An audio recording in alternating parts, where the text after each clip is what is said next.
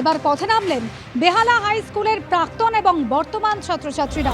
আজ সকালে স্কুলের সামনে থেকে মিছিল শুরু করেন তারা। ডায়মন্ড হারবার রোড বেহালা থানা হয়ে স্কুলের সামনে এসে মিছিল শেষ হয়।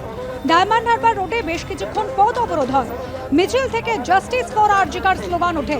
পিতামাতা হওয়া এখনো কি স্বপ্ন? অ্যাপোলো ফার্টিলিটির সাথে আপনার পিতামাতা হওয়ার স্বপ্ন পূরণ করুন। বিনামূল্যে পরামর্শের জন্য কল করুন 9953922843। মিছিলে অংশ নেন বিশেষভাবে সক্ষম বেহালা হাই স্কুলের এক প্রাক্তনী।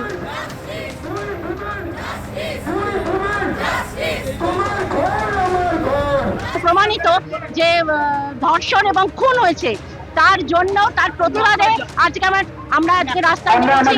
বেহালা হাই স্কুলের প্রাক্তন এবং বর্তমান ছাত্রছাত্রী কিছু এবং সাধারণ জনগণ আছে, শিক্ষক শিক্ষিকারাও আছে।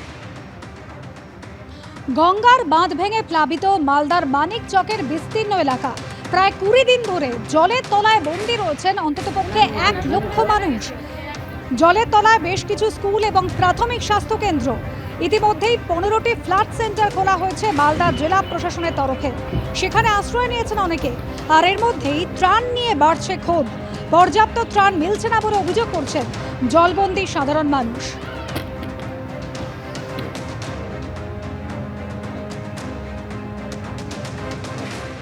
আরজিকর কাণ্ডের প্রতিবাদে পথে নেমেছিলেন। তারপর সোশ্যাল মিডিয়ায় তাকে ধর্ষণের হুমকি দেওয়া হয় বলে অভিযোগ। এরপর তরুণীকে নিয়ে দিনহাটা থানায় অভিযোগ জানাতে যান এবং সেখানে গিয়ে আক্রান্ত হন এসইউসি নেতা। রাস্তায় ফেলে মারধরের অভিযোগ তৃণমূলের বিরুদ্ধে, যদিও শাসক দলের প্রতিক্রিয়া এখনো পাওয়া যায়নি। শুভেন্দু ভট্টাচার্য আমাদের প্রতিনিধি রয়েছেন আমাদের সঙ্গে। শুভেন্দু, ঠিক কি ঘটেছে?